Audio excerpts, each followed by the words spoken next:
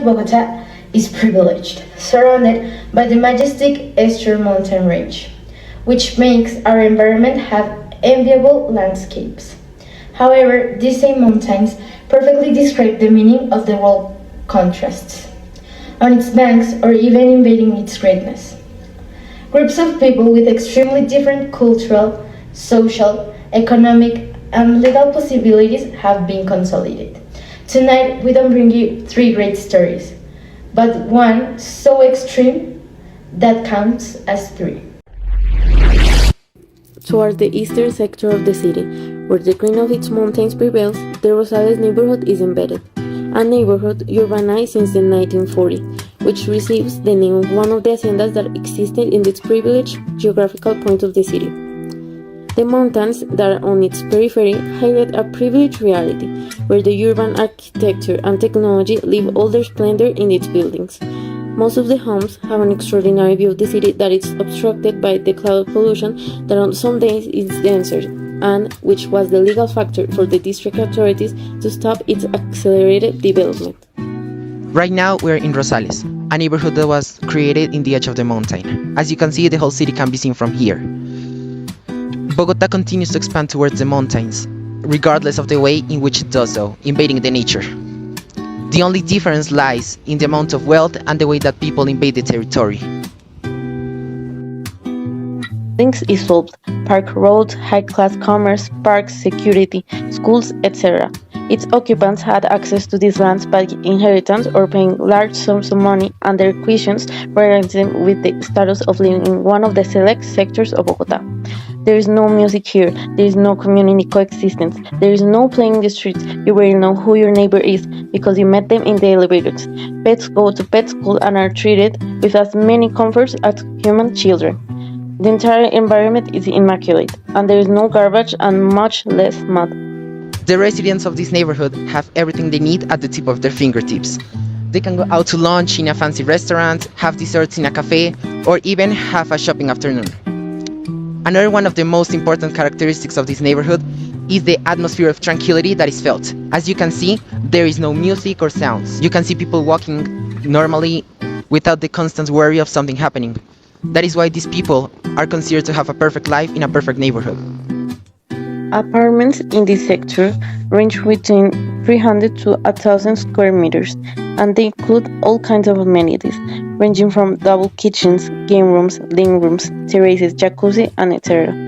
Plus the petite amenities found in the condominiums clubhouses range from exclusive gyms, reading rooms, spa, pools, among others. The average income of an owner of these homes ranges at least between 50 and 60 million Colombian pesos per month, which is way above the minimum salary in the country. Health problems are treated at home through private doctors or in specialized clinics near the area. Therefore, we could affirm that people who live in this sector do not deprive themselves of absolutely anything. But this is not the reality of all the citizens.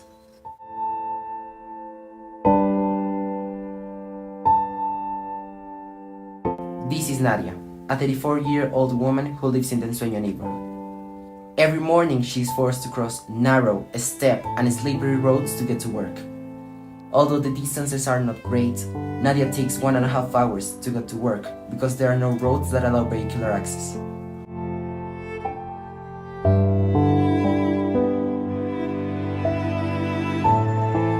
Each road is an adventure, surrounded by cliffs, garbage, insecurity, and fatigue.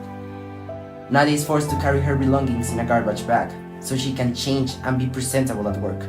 Not to mention that she must first collect her clothes from a communal clothesline, where her neighbors take turns washing everyone's clothes.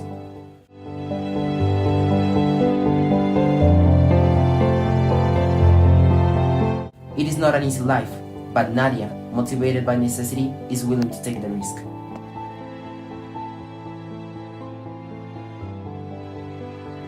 The 9.5 kilometers from Rosales neighborhood, where the city in the distance seems to end and the mountains touch the sky, we can find the Ensueño neighborhood, surrounded by the same mountains, but this time we can see a very different reality, a harsh reality. The Ensueño neighborhood is made up of a community whose forced displacement from their birthplace made them take over this territory.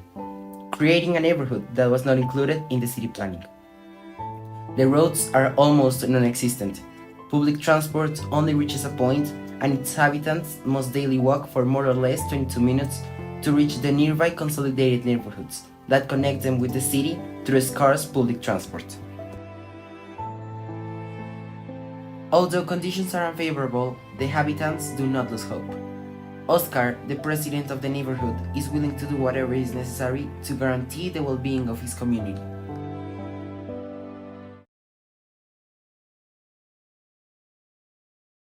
Bueno, muy buenas tardes. Mi nombre es Oscar Lezama Montenegro. Soy natural de Chaparral, Tolima, víctima del conflicto armado.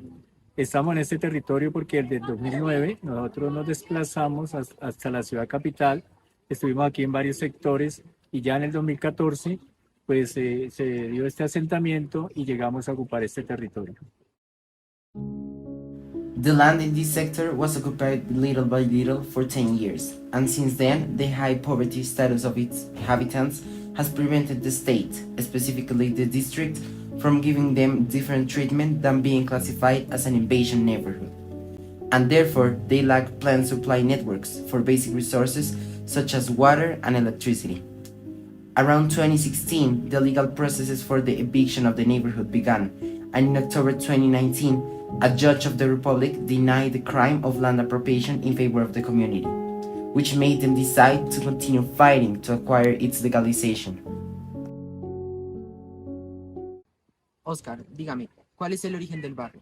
Bueno, este barrio se origina a partir o en el año 2014, exactamente más o menos agosto del 2014, por los dueños del territorio, de las fincas, que permitieron que la comunidad entrara a posesionarse porque creo que ellos iban a vender este terreno a Caja de Vivienda Popular, a una entidad del Estado. Permitieron que las familias entraran a posesionarse, pero ya como en el 2016-17 ellos empiezan un proceso, no hubo negociación y empiezan un proceso a querernos desalojar del territorio. Entonces, pues hay un poco de audiencias, hay un proceso en un juzgado, pero ya en el 2019, en octubre del 2019, pues gracias a Dios no aplicó el delito de invasión de tierras y aquí estamos luchando.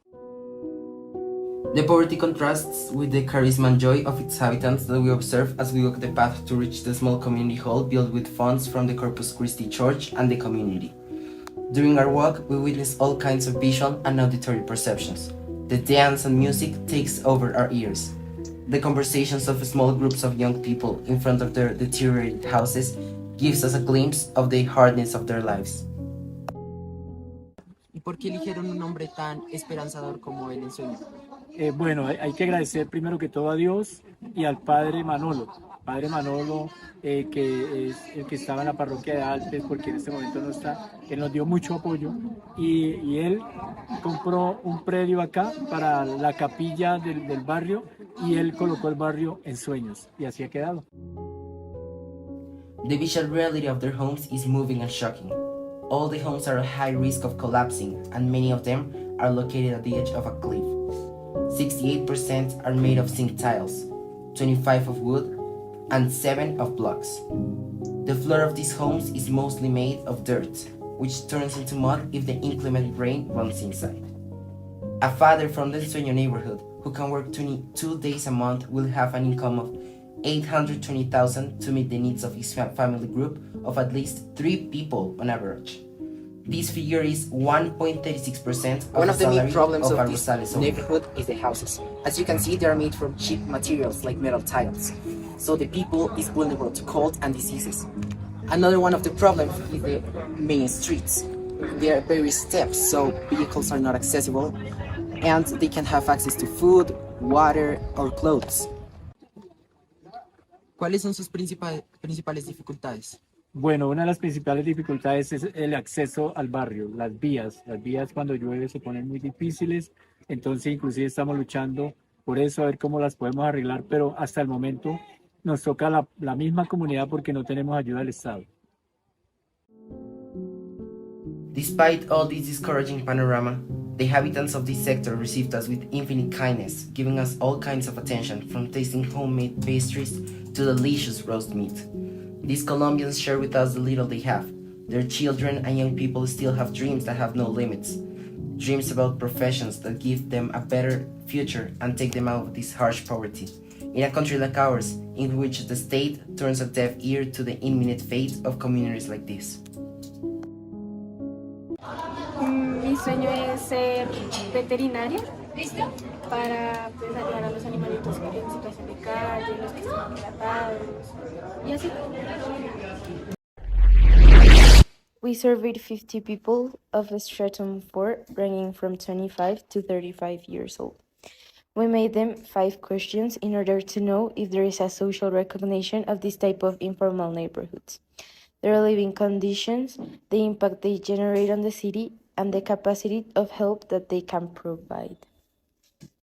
The results are not encouraging, because although the respondents claim to know the reality of these informal neighborhoods, 38% of the sample will not be able to provide some kind of help. 28% of people believe that these citizens deserve to live like this, and 47% think that these inventions deteriorate the city and increase the security of the capital.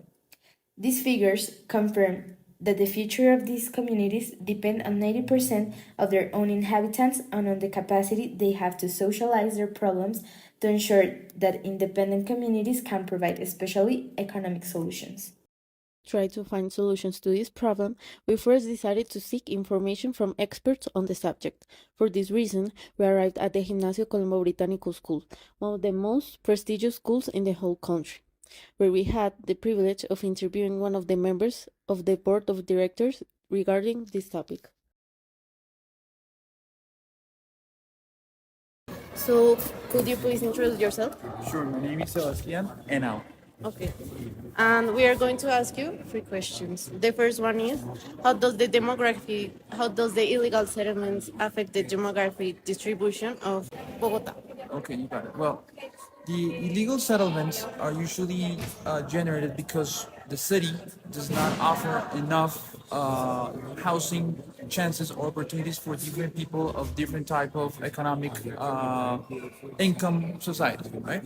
So therefore, it affects a lot because the demographic makes it very polarized, in which we have rich people who can live in very good places, and we have a lot of people who are living in illegal settlements, making it the differences among rich and poor really high.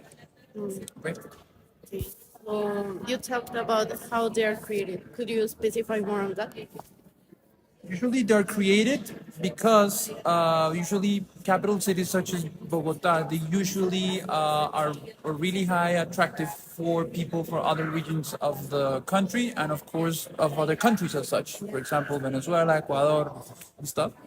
So therefore, they're really attractive because of the job opportunities, the amount of possibilities to get higher incomes. So that makes it a little bit expensive to come to live to our city. Being that as it makes being difficult and being really expensive, it's extremely important to notice that usually people that come not necessarily come with enough money to actually rent or buy a house in Bogota. So they need to find different settlements that actually fit their budget. So if people do not have the budget to have the lowest legal housing, so they go to places where they see that there's no owner inside, there's no fence, there's nothing, and they just simply start building their own houses with what they have in hand. And then later on, if you see that one family is doing it, then what makes that another family doesn't make it as well next door? So that generates like a domino effect in which a lot of people happen to actually build without the proper urbanistic rulings, such as, for example, water supply, roads, electricity, and those kind of stuff. Okay. And the last one, taking into account this, how does the city is affected by these illegal settlements? They're very much affected because there cannot be a city without an organized urban rule of construction. So if there's not enough ruling, that makes chaos to happen. For example, what's happening with later on traffic situation or insecurity or public services. So if they have an illegal settlement or what's commonly known as a slum, it's the same thing. Usually, if you have 300,000 people living in an illegal settlement, how do you make sure that those people have enough public services or, for example, transportation to go across city to their jobs if they have to go across it, and make something that's very important, which is life quality. We also had the opportunity to interview Carolina, a social worker who has a specialization in family. She is coordinator in the psychosocial area of the Semillas de Amor Foundation and was willing to answer some of our questions on the subject. ¿Cuáles consideras que son los principales desafíos que enfrenta la comunidad en términos de servicios básicos y la infraestructura de donde vive? Uno de los mayores desafíos, pues, como dice la palabra, es una zona de invasión. Ellos viven en unas condiciones muy vulnerables, ellos no cuentan con servicios públicos. Entonces, digamos, ejemplo, el servicio, el baño, son baños sépticos, no, la luz es de contrabando, la luz es pegada pues por cables al aire. Si ellos mismos se rebuscan, ellos mismos buscan para cómo conectar y cómo tener ellos mismos como el acceso a los servicios públicos. La idea es eso, pues que se legalice, que pues ya el acueducto o todas las entidades estatales que estén ahí puedan, pues el Estado le pueda dar pues los servicios públicos, que es como uno de los derechos fundamentales que tenemos todos los colombianos, ¿no? O sea, tener una casa, bueno, ya la tenían, la construyeron porque ya las construyen con materiales, sino con materiales reciclajes, en palabras coloquiales se puede llamar como cambuches. ¿Y qué opinión tienes frente a la seguridad y el acceso a la justicia en ese tipo de comunidades? La seguridad, obviamente, o sea, no es seguro, no es un entorno seguro en el cual se ve mucho consumo de sustancias psicoactivas, atraen muchos problemas, ¿sí? Muchos conflictos y demás. Y pues como no es una zona legal, obviamente la seguridad no es tan buena. La policía, en el caso que llegue allá, pues es porque uno llama apoyo, bueno, le hacen seguimiento y demás. Pero como el barrio no es legal, la gente, pues digamos que es vulnerable.